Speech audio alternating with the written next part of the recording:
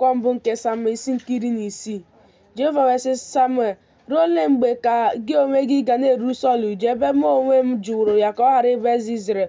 Gbajuo mmanụ na mpi gị, jee, m ga-eziga gị jekwuru Jese onye Betlehem, n'ihi na ahụtawo m onwe m eze n'etiti ụmụ ya ndị ikom. Samuel wee sị, m ga-esi aṅaa jee? Ọ bụrụ na Sọl anụ ya, ọ ga-egbu m.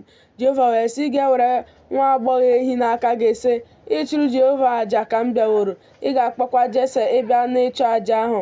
Mụ onwe m ga-emekwa ka ị mara ihe ị ga-eme. Ị ga-etekwara m ya mmanụ, bụ onye m ga-asị gị tee. Samuel wee mee ihe ahụ nke Jehova kwuru. Ọ bịaruo Betlehem, ndị okenye obodo ahụ wee maa jijiji izute ya, sị, ọ bụ n'udo ka ị bịaworo? O wee sị, ọ bụ n'udo, ịchụrụ Jehova àjà ka m bịaworo. Doo n'onwe unu nsọ, soro m bịa n'ịchụ àjà ahụ. O wee doo Jese na ụmụ ya ndị ikom nsọ, kpọọ ha bịa ịchụ àjà ahụ.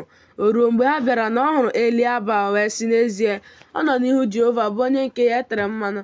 Ma Jehova sịrị Samuel, elegidela ihu ya anya, elegidekwala ogologo nke ịdị elu ya, n'ihi na ajụwo m ya. N'ihi na Jehova adịghị ahụ dịka mmadụ si ahụ, n'ihi na mmadụ na-ele ihe anya a na-ahụ, ma Jehova na-ele obi.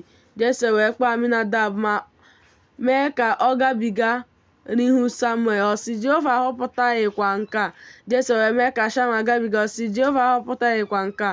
Jese wee mee ka mmadụ 7 n'ime ụmụ ya ndị ikom gabiga n'ihu Samuel. Samuel wee sị Jese, Jehova ahọpụtaghị ndị a. Samuel wee sị Jese, ha gwuo bụ ụmụ okoro gị? Ọ sị, ọ fọdụkwara ọdụdụ nwa, ma lee, ọ na-azụ atụrụ. Samuel wee sị Jese, ziga kuta ya, n'ihi na anyị agaghị anọdụ gburugburu ruo mgbe ọ bịara n'ebe a. O wee ziga, mee ka ọ bịa, ma nwa okorobịa ahụ na-acha ọbara ọbara, anya ya abụọ makwara mma, ọ dịkwa mma ile anya. Jehova wee sị, bilie, tee ya mmanụ, n'ihi na nke a bụ ya. Samuel wee were mpi mmanụ ahụ tee ya n'etiti ụmụnne ya. Mmụọ nke Jehova wee dakwasị Devid n'ike. Site n'ụbọchị ahụ gaa n'ihu, Samuel wee bilie laa Rema. Ma mmụọ nke Jehova wee zugara onwe ya n'ebe Sọl nọ. Mmụọ ọjọọ wee si n'ebe Jehova nọ mee ka ọ tụọ egwu nke ukwuu. Ndị ohu Sọl wee sị ya, biko lee, mmụọ ọjọọ nke Chineke na-eme ka ị tụọ egwu.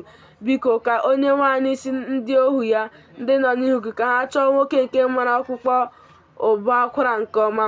Ọ ga-erukwa mgbe mmụọ ọjọọ ahụ nke Chineke dịkwasịrị n'ahụ gị, na ị ga-ewere aka ya kpọọ ụbọ, ọ ga-adịkwa gị mma. Sọl wee sị ndị ohu ya, biko hụtaranụ nwoke nke na-akpọ ụbọ nke ọma, mekwanụ ka ọ bịakwute m. Otu n'ime ụmụ okorobịa wee zaa sị, lee, ahụrụ m otu nwa Jese bụ onye Betlehem, onye maara ịkpọ ụbọ nke ọma.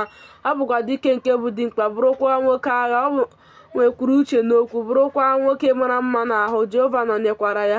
Sọl wee zigara Jese ndị ozi sị, ziteranụ m Devid nwa gị, nke nọ n'etiti igwe ewu na atụrụ. Jese wee were otu ịnyịnya ibu nke eboro ya achịcha, na otu karama akpụkpọ mmanya vaịn, na otu nwa ewu, wee zigara Sọl n'aka Devid bụ nwa ya. Devid wee bịakwute Sọl, guzo ya n'ihu ya, wee hụ ya n'anya nke ukwuu. O wee ghọrọ ya onye na-ebu ihe agha. Sọl wee zigara Jese ozi sị, biko ka Devid guzo n'ihu m, n'ihi na ọ ghọtawo amara n'ihu m. O ruo mgbe mmụọ ọjọọ ahụ nke Chineke dị n'ahụ Sọl, na Devid were ụbọ akwara ya were aka ya kpọọ ya, ahụ wee dajụọ Sọl, o wee dị ya mma. Mmụọ ọjọọ ahụ wee si n'ebe ọ nọ wezuga onwe ya.